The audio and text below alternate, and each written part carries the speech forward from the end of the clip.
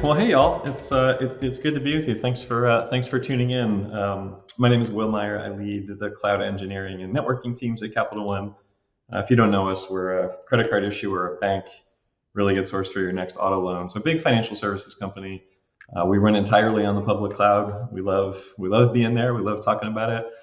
We mostly run on AWS, and I'm just thrilled to be joined by the illustrious Kelsey Hightower, a real, I think, thought leader in open source, in the Kubernetes ecosystem, the CNCF, just a really tremendous advocate and practitioner in all this fun cloud computing stuff that we get to play with. Really compelling personal story as well. So yeah, first things first, Kelsey. Hey, good morning, man. Nice to see you. Welcome. Yo, happy to be here. Yeah, I'm in DC, and it seems like it turned into winter all of a sudden. It's incredibly cold out. Where are you talking to us from? I'm in the Pacific Northwest in Washington Oh, cool. State. It's cold enough not to go outside right now, so that's why it's a good time of year. But I try not to fly that close to y'all. Y'all have like real snow, and that's not for me. Yeah, well, you were in Detroit, right, recently, at KubeCon. I assume you were there, right? You've been around. I think you said you were in Sweden too, which is also this time of year, cold and also dark, by the way. So you've been around. You got any travel coming up? Now, no more travel. Hopefully, for the rest of the year, I will be at home, staycation over the holidays, and my trip to Detroit was dope because the sun was out almost the entire time. So I felt like I got the best of Detroit for that time period. Cool, awesome. Well, thanks for hanging out for a little bit. I think one of the fun things about sort of working in this cloud space is there's just so much going on, and kind of so much we could talk about. I thought what would be interesting for us to talk about is sort of looking at kind of broader trends that we see in large enterprise customers, right? I think Capital One's a good example. Folks that have made pretty big, early bets on the cloud, and I think now we've got some reps under us and some mileage, and I think we're starting to see the next level of opportunity and challenge sort of emerge, as we look at what these big enterprises have done over the last couple of years. It feels like when you're sort of in this every day that, of course, the cloud, and obviously you're kind of on the cutting edge of things. But I think I heard a stat the other day, actually, the percentage of all workloads that are on the public cloud is still like 15. So I think just speaking to how early we are, sort of in this cloud journey, I guess. Um, and you've obviously been, sort of at the forefront, seeing all of it. I thought we could also maybe just focus our conversation a little bit, kind of on the serverless sort of concept, and just as a way to talk about the broader space, we can sort of go from there.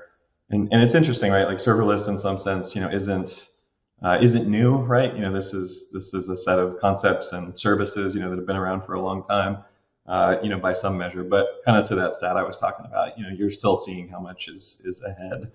And so I thought maybe we could just start like with the serverless thing. What even is that? Like, how do you think about serverless? What does that word even mean to you? Do you have a perspective? Yeah, I think there's some hints in the name, right? Serverless.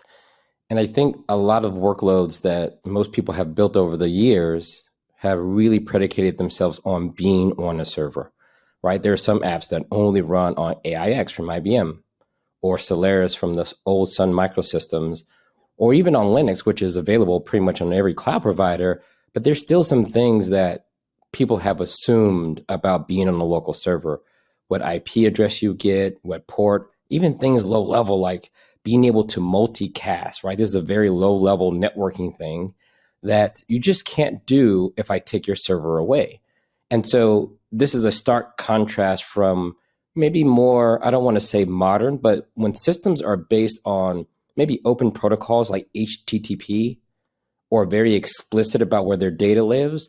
So instead of writing to a local file, you write to like an object store. You say you're in AWS, this would be something like S3, or maybe you're using a managed database like Postgres. In those cases, many of those kind of apps are just decoupled from the server. And whenever that happens, then we have an opportunity to make it serverless, meaning you don't care about the machine that it runs on. You just care that your application can run. And the last thing I'll say here is we've gone through this trajectory, right? I think a lot of people used to host their own email server, and now you can just get an email service. So serverless has already been applied to email. And the same is true of like images and videos. Most people are getting those things from a CDN, not an individual server running somewhere. And what I think we're doing with serverless is just making our way down the compute continuum. And now services that typically ran on servers, they're getting the focus these days. Yeah, no, that makes a ton of sense. I mean, I think to me, I sort of think of it as just a kind of a continuation of this sort of cloud promise, right? We're trying to offload, as much of that infrastructure responsibility as we can, and there's sort of a kind of a logical, extension of it, thinking less and less about, that the servers that are underneath, sort of buying a car, leasing a car, renting a car, taking a lift, that's that sort of continuum. Um, I think it's interesting too, like serverless has been, as a term, it gets overloaded a bunch and, it's sort of like, is it a concept? Is it a set of particular capabilities from a particular cloud provider? And I think folks equate Lambda and serverless like, quite a bit. Because yeah, I think it is more sort of a conceptual trend than it is just a particular set of services. I am curious, and you talked about some of the sort of historical examples. And I've heard you talk before about like, look, this isn't the first time we've been excited about, some new level of abstraction and some way of building things that's maybe portable or, on this great, more modern substrate. Could you talk a little bit about sort of how do you think about kind of managing your adoption and your sort of exuberance, maybe, not getting carried away a little bit. Tell me some thoughts on that. Well, we talked about when applications get way too close to the machine and the drawbacks of that. But I think we saw from the early mainframe days of what happens when your application gets too close to the programming paradigm. Mm-hmm. I think the mainframe offered a lot of value for like COBOL and business-based applications where, things were actually, you got to a point where you could only run in a mainframe. And we risk repeating this, right? When Lambda first came out, not to pick on Lambda, but that earliest serverless implementation, it wasn't just about decoupling an app from the server. It was also about giving up the protocol, right? You were not actually running a server in the sense of a HTTP server. You were now basically saying, here's just a snippet of logic, and I'm going to rely on the new machine around me to deal with moving data around. That could be an event, that can still be an HTTP request, but then it would basically be transformed into something, honestly, that only Lambda would understand. Yeah. And so I think what happens in that extreme case of serverless is you actually change the programming model. And so then people would just say things like serverless functions, almost implying that the existing applications that you write today won't work without some rewriting or some re-architecture. And honestly, I just thought that was a mistake. Honestly, I think it's good for an extension system. When I think about stored procedures that run in a database, you're a financial services company. Someone inserts something into the database.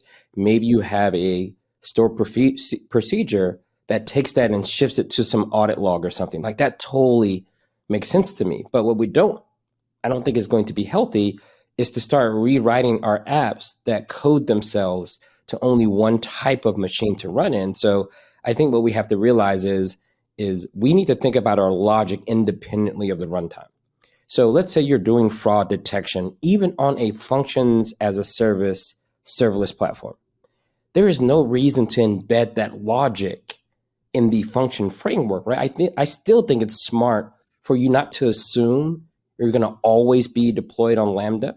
Maybe you should assume that maybe I'll just create a library that allows me to do fraud detection based on a set of inputs, and I can just give a response and make that decision.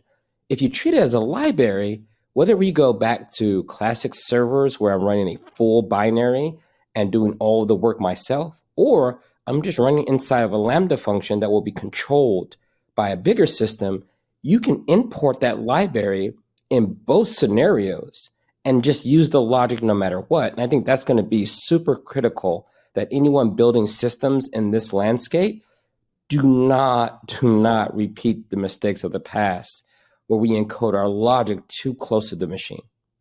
Yeah, no, I love a bunch of what you said there. I think serverless is the new mainframe. I'm going to quote you on that. I'm going to quote you on that too. The separation of concerns thing, right? I think matters a bunch there. And as we talk about, I mentioned Capital One has made a fairly big investment in kind of moving up the stack, higher order managed services. We're big fans of serverless, particularly because of the productivity gain that we think we see. Um, but there's some things that folks sort of point at that you have to think about as potential risks of that, right? And one of them is the one you're talking about. Um, I think it's interesting to think about, uh, sort of portability at the code level, being able to take a piece of software and just like, run it on system A and move it over to system B, portability at kind of the API level. And I think I was thinking about Cloudflare's R2, which is an interesting S3 API compatible S3 competitor. And that's kind of API level compatibility. And then there's sort of this concept level compatibility and portability. And so the idea of a function, a higher level piece of software that you can integrate, via events like that. That's a thing that exists cloud to cloud, even if the particular implementation and the Lambda API looks different than other functions as a service APIs. And so, sort of thinking about how do you design software, design systems in the sort of event-driven, lighter weight functional model, while also preserving some portability, right? So that you're not necessarily locked in to a particular provider. I think there is a path to do that, but I know certainly that sort of lock-in concern is something that lots of folks think about when they think about whether they really want to go serverless. I'm curious if you have any other just perspective on I don't know, that sort of lock-in risk. I'd say is maybe the general topic. I'm sure you hear about that a bunch, and you kind of come at it from an open source perspective, and so I imagine that's a particularly like an area you particularly think about. Do you have any other thoughts on sort of the lock-in risk of serverless? Right. The only thing worse than lock in my opinion, is lock out. And you can achieve lock in many ways. Like even with open source systems, like even Postgres, like if you run Postgres yourself and you add a ton of extensions, Yeah. you're going to be locked out of any other managed Postgres service out there. And so I think a lot of times people run into this lock in or lock out situation without intention. And so when I think about events, for example, events can flow to any system. We've been doing this for a very long time. Like if you're in the enterprise, you probably are aware of event buses, right? Like MuleSoft, right? You can route TIBCO. data to any endpoint, right? And so I think we got to make sure that we kind of decouple some of these things. So I think going forward, one thing I think will be true: applications will be written to make system calls and use network protocols for the majority of their interactions. This is kind of what I believe will hold fast in the future, no matter how it's managed, no matter how that data gets to you, whether that's an event coming from an event system or an HTTP request coming from a browser. I think that model we will keep. Now, the app, one thing we've kind of seen over time is that the Linux syscall interface has become probably the most common compute layer that people tend to interact with, right? I'm pretty sure people will still write applications for Windows, but I think when we start to move up the stack, Linux is really showing how powerful it is, and it has real true staying power. And so I think given those two things, most applications will just focus on protocols, inputs and outputs like logging. You'll probably be using structured logs that will either be pushed to some standard out destination or some network endpoint. And the same thing will be true of metrics. We may end up adopting open standards like OpenTelemetry, or maybe a Prometheus is your thing. Giving that clarity that we're going to get around the app, it changes everything, I think, in the shared responsibility model, right? For example, today, if you have the whole server, then all of the security and upgrades is 100% on your team. In the serverless model, if we just stick to those protocols, then we have a much better ability as a cloud provider or anyone providing a platform to be really rigid underneath that app, because we know more about what it can and can't do versus opening up the whole system to it. Yeah, no, that makes a ton of sense. And yeah, logging is a funny sort of observability logging generally. It's a funny example of, how far we come sort of as an industry, and yet, we still have like pretty nuts and bolts challenges like getting logging and observability right in some standard, consistent way, and, not having to deal with Log4j and stuff. Um, yeah, so in the spirit of sort of, let's say, things holding folks back potentially from kind of leaning into these up the stack, kind of services and way of thinking about building applications. Cost comes up a lot. I think, especially now, right? Everyone I talk to, every peer of mine, cost management, cost efficiency, cloud bills, it's just an incredibly rich like topic of conversation, and everyone is focused on it. And pay for what you go. Pretty powerful concepts, or pay as you go. Um, is a powerful concept, but this stuff can get expensive. And so I'm curious, how are you hearing people, seeing people kind of think about cost trade-offs when it comes to these higher up the stack managed services? Is that a thing you hear folks talking about? Any perspective on that? Yeah, I mean, if your system is not doing very much, then you probably don't think it costs at all. And I think the concept of auto scaling, right, even before the world of serverless, was really kind of an anti-pattern if you really thought about it. There is no world where you don't have to do capacity planning if you're serious, right? If you have any type of scale, I think you still need the discipline of capacity planning. Now, auto scaling allows us to be off by a little bit. You can't be off by an order of magnitude because there just may not be systems to scale. I think there's this illusion in the cloud that there's just infinite compute. There is not. There's this thing called stock out, right? If you pick the wrong region or zone, you get a ton of traffic and you didn't do any capacity planning, you may find yourself in a situation where you can't scale horizontally, right? The system will just give you an error. There is no more compute here. And so that means now you have the risk of like loss of business. But then there's the price component. You're right. If you don't negotiate any discounts, and those can only be negotiated based on capacity planning, right? Most cloud providers are willing to give you a discount if you're willing to pre-commit to a certain level of usage. And when you're not, then you're going to have to pay that full premium of renting things based on what you use. And I think a lot of people are discovering that maybe when it's way too late, right? Yeah. You go into the pay per use, but you don't know how much you're going to use. I think that's a recipe for overspending. And also, it just delays the inevitable. You need to understand your architecture. A lot of people have put off understanding their architecture because they believe that the system will just scale automatically and hide those things from them. But trust me, everything that was hidden by the autoscaler will become clear on the bill. Yeah, I like that line. Yeah, I mean, it's funny. I think it's an example of kind of what we were talking about before, this sort of wave of like cloud adoption and maturity that we're seeing now, where folks have kind of moved past this. I won't call it naive, but like the sort of irrational exuberance around, the cloud is magic and infinite scale and, infinite productivity. And you realize, it's same defaults, aren't all fully there. It's not totally plug and play. There's still lots of work for you to do. And I think thinking about capacity planning versus auto scaling is a good example of that for sure. I think it's been, interesting to see like on the financial side, you see the press, sort of changing around that, and kind of the cloud bills are coming due, and causing folks to reflect. So it's an interesting time for the industry. And hey, look, the way I look at it, it's like an opportunity for folks who do that well, for folks who kind of manage. It's not necessarily spend less, but waste less. And folks who manage that well are going to succeed. And there's an ecosystem of open source and third party. It's not lost on me. You probably see it too, how many vendors kind of show up with like, hey, we're going to help you with this cost thing, at this point in the industry as well. So it's an interesting sort of inflection point, I think, for the maturity of operating on the cloud at scale. Certainly. You said something super important. This concept of wasting less. I used to also work in financial services. And I remember whenever we would build a new platform, whether it's a new payment system or a new loyalty reward system, when we would order that batch of servers, we would just order the biggest thing possible, right? Because of how long the procurement process was, right? So even if I only needed like 4 cores and like, 16 gigs of RAM, I'm going to Dell.com and I'm ordering the biggest thing they will sell me.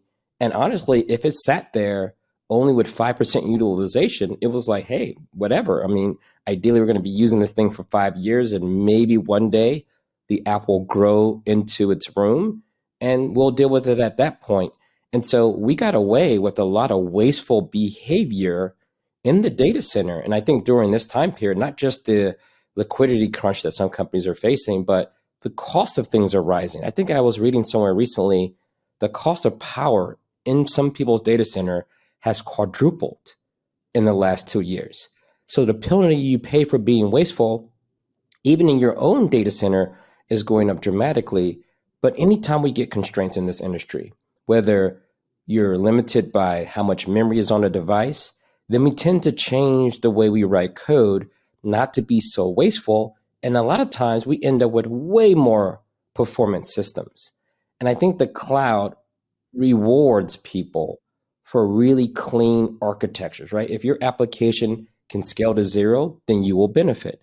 If your application shifts from, XML on the wire to protocol buffers, then you pay less network fees to move the same amount of data. So I think hopefully the industry sees this as an opportunity to lead to better architectures because the constraints are there. And if those don't work, then the incentives align. Yeah.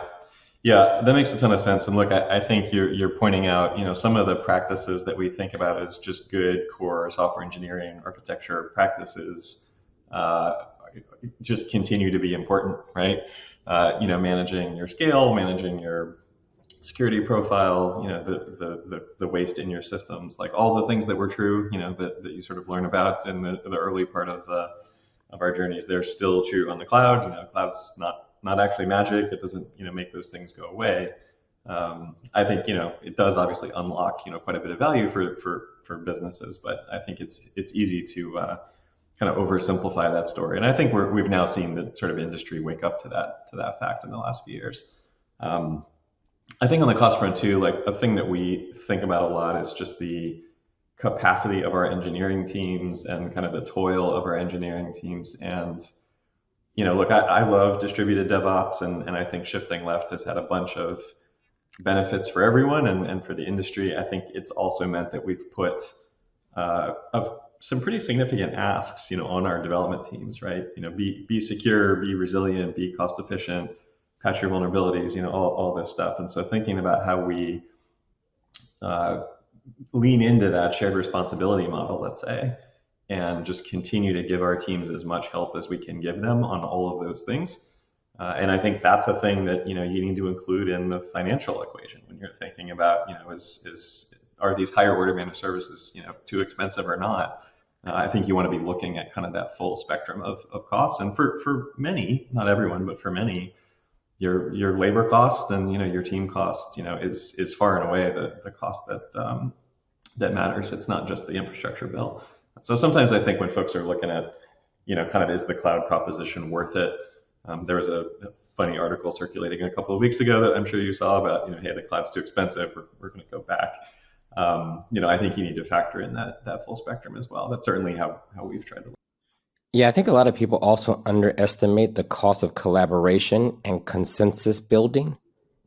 Even teams that have been doing this for like the longer your team has been doing this kind of stuff, right? Whether it's in your own data center, the cost of saying, let's do it a different way.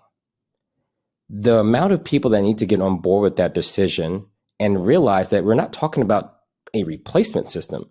We're talking about adding yet another platform to manage. Yeah. And depending on the number of conveniences for that platform, right? If we were to take a step back and you think about what most serverless platforms offer, they really kind of offer consensus in the box, right? Like this is how you deploy to it. This is how you send traffic to the different versions. And then here's how much that's going to cost in a predictable manner. And that's it. The choices are kind of made. I mean, there's some flexibility depending on the platform, what protocols you get to use, but there's a whole lot of discussion that goes away. We're not talking about what Linux distribution to use, when do we patch it, when don't we patch it, what load balancer to use. Even though that sounds simple on the surface, there are a lot of teams that spend a ton of time evaluating those decisions, running POCs that may never make it to production. And when you're done, you still are at a point where people feel confident in that system because there isn't maybe enough usage, the roadmap isn't clear, you don't know what you don't know. And so I think there's that other hidden value because it does feel like magic to some people, right? The amount of knowledge you need to have to build these type of distributed systems, going to like one of these platforms where you can just run a command and the app is highly available across a whole region with reliable networking, that ain't easy to do on your own. Yeah, no, for sure. And I love the way you frame it as sort of the cost of collaboration. I mean, simplicity is valuable, right? Simplicity in your organization. If you can remove, some of these things from the decision tree, I mean, it's financially valuable, not just, from a straight speed perspective. So no, I think that's super compelling. Um, yeah, we talk about standardization and automation internally quite a lot, and I think sometimes, there's a little bit of a balance on teams that folks want to innovate, right? And folks are interested in pushing forward. And standardization sometimes can feel like, look, let's find the lowest common denominator and just all do that. And so it's an interesting tension, kind of where's that 80/20 of like, probably for 80%, this makes sense to just standardize and do this the same way, but let's not miss an opportunity to keep pushing and keep innovating and keep challenging. And so getting that sort of balance right, I think, in to your point, in some of large organizations, lots of teams trying to make decisions on best practices, things like that. I think is an interesting challenge too that you're touching on a little bit. One other thing I hope any large organization that's watching this, maybe you're a leader there, maybe you're a practitioner there. I can't think of any time in my 20-year career where most companies have so much influence on the proprietary systems they're being sold. You're no longer just taking one vendor's interpretation of a database or one vendor's idea of how to run compute. You're now having vendors actually rally behind industry standards. And it turns out a lot of the people who work at these large enterprises aren't just consumers anymore. They're also contributing to these protocols, to these specs, to these industry standards. And that's such a game changer because then that's going to give you kind of that insurance policy that avoids the worst type of lock-in, right? Where one vendor only allows you to do something one way, it limits your choice. Look, there's going to be scenarios, as much as we're talking about serverless, where you're going to have to run compute inside of a hospital or on an ATM because that's what your customers prefer to use. So I think in those scenarios, the more standards we have across the spectrum, the better we all are. And honestly, that level of influence, I hope more companies realize that they have that kind of power and they decide to take advantage of it. So even when we end up with all these serverless platforms, they'll be very familiar and we'll feel like we have some say in how they work. You've had kind of let's say a front seat to CNCF and kind of the Kubernetes sort of rise, and you're obviously incredibly influential in that ecosystem and get to see it, work on it. I'm curious, how do you see that sort of, and maybe we can kind of close out with this as we go forward. Like, what are you interested in? What are you excited about, both in the standards, open source space to some of what you just talked about, as well as places where you see innovation happening, new folks bringing like new ways of thinking about, application development lifecycle, new ways of thinking about the primitives with which we build applications. There's just so much happening kind of at this top of the stack. And so I'm curious, how high up the stack is too high? Like, what are you excited about sort of on the edges of that ecosystem? CNCF obviously, sort of let 1,000 flowers bloom, I think these days. Consolidation maybe is an industry thing, but how do you think about where that's going? One of the things I think I've seen so much recently, like in this landscape of open source, I remember going to an open source conference and, you walk around and there's all the talks that are going on, all the speakers, all the keynotes. And then there's like the vendor floor. And when you walk out there, there's a sea of booths and designs and people giving away headphones to attract people to their booth. It's the trade show thing. And what you expect to see there are vendors selling their products and services. But this one year, no lie, companies like Capital One are on the floor sharing their open source projects. And this is really different than it was maybe 10 years prior. 10 years prior, all of these advances, even small utilities, were seen as proprietary tools. We don't share those outside of our four walls. They give us an advantage over our competitors. Now what we're seeing is companies are saying, no, you know what? We're going to solve some fundamental thing, and we don't mind sharing the results. We've seen this most recently from companies like Backstage, from Spotify. Yeah, Spotify. We've seen this from Intuit, like they do taxes. Intuit does taxes, and they have one of the most popular CI/CD platforms in Argo CD.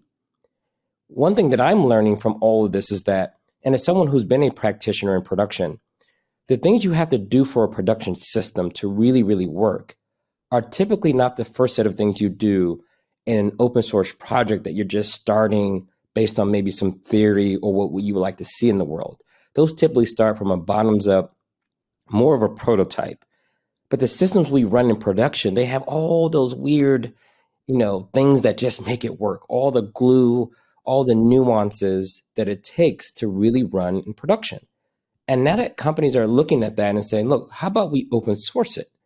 And then once they become open source, the best of those systems become de facto standards. This is very different than going through a spec process where there's an RFC and people get in a room and debate on what it should be. What we're seeing now is companies like Capital One go and say, look, we found a way to make these systems work in production. We've given it a name, and you can find it on GitHub, and come collaborate with us. And look, if they're popular enough, I've seen other financial institutions do this. AMPQ comes from a financial institution. Maybe they got tired of paying IBM for MQ series, and they decided to open source their own broker. It's called Cupid, and it was managed by Red Hat. But that is a strong signal of what happens when these organizations decide to share and not just buy everything. And I think the CNCF becomes this place where you can land those projects, get guidance on how to govern those projects. And look, a lot of cloud providers play in that sandbox as well. And when we see the best of breed of technology emerge, it makes a lot of sense for those to become the foundation of the next cloud or serverless platform that we decide to build.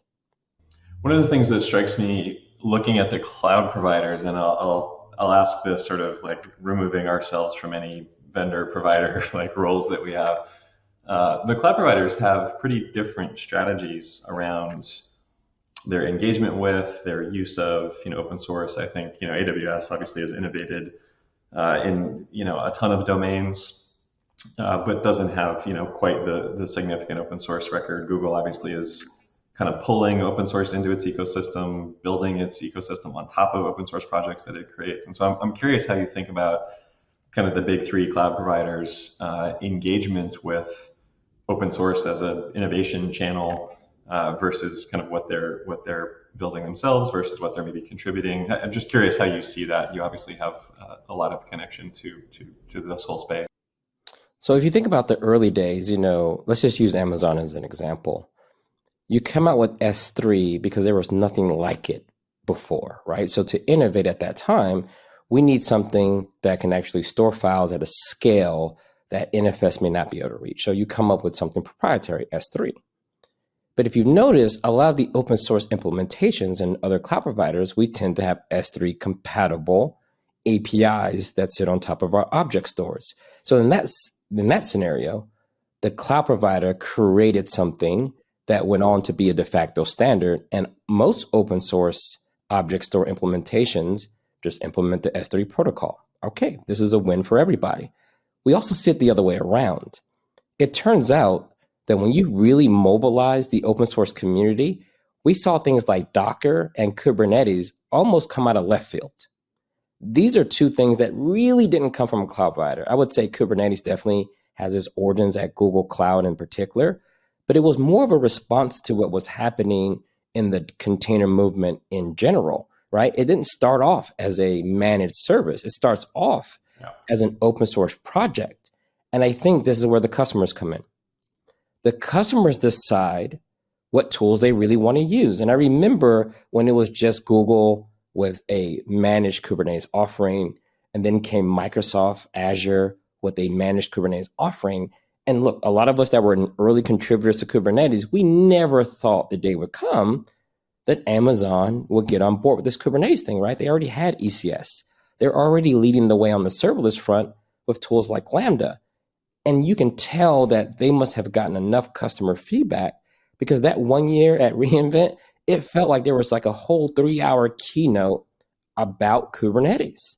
And the way that they were talking about it was that this API for managing applications in the cloud, they saw enough customer demand that they felt they needed to get on board.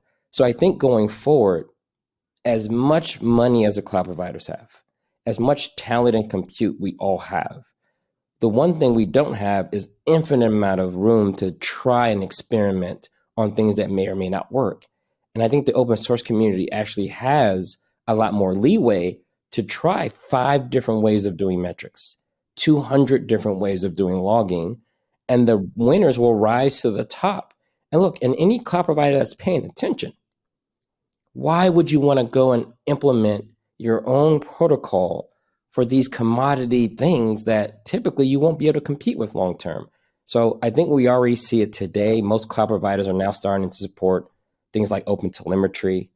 Lambda has made their runtime fairly open. It's well documented. The binaries that let you run it on different platforms are roughly open source.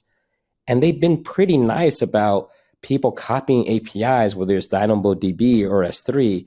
So I think at the critical layers of infrastructure, we now have a level of openness that I didn't think was going to be possible just a decade prior. But the reason why is because of the way customers adopt these technologies and in many ways demand they be implemented across all cloud providers. Yeah, I think that makes a ton of sense to me. The market is driving it well, the market's driving it. And I appreciate, and I'll just say for kind of as a large enterprise customer, I appreciate that in particular the CNCF, takes a kind of an advocacy and evangelism and supporting role, but not necessarily a sort of direct hand in like the consolidation role. I think, you look at that ecosystem and, you probably imagine over a couple of years, things consolidate a bit and there start to be sort of fewer things that become answers based on customer demand. But I appreciate that the CNCF kind of facilitates that process and lets the market and the users kind of decide what that should look like. So it's incredible contribution. Cool. Well, listen, Kelsey, it's been just fantastic to talk to you. I just want to say thank you for not just talking to me today and talking to us at Capital One, but your contribution to the space, your contribution to how we talk about the space, and bringing folks into it as well, not just supporting it kind of in your current role. It's incredible contribution. You've really made a mark on this whole ecosystem over the last number of years. So yeah, thanks for pulling up, and thanks for all you do. Really appreciate the time. I'm going to give a shout out to the Capital One team, and I hope the team gets a chance to hear this. As a major financial institution that you all are, the fact that you've done so much in the cloud has done so much for all industries to remove that innate fear of doing something, whether it's first or unknown. And the fact that you all talk about your failures, not just your success. Anytime there's an outage or something weird that happens, I noticed that the Capital One engineering team isn't afraid to describe what happened, how it's being mitigated. And you're leaving this playbook for the rest of the industries, not just financial services, but any regulated industry who may be hesitant to start to adopt these technologies. So look, big shout out to you and your team, the people that are still there and the people who help build this thing over time. You do so much for the industry. Thanks for sharing all that y'all do. Yeah, no, we appreciate it. And our whole team does as well. Thanks, Kelsey. Awesome. Later.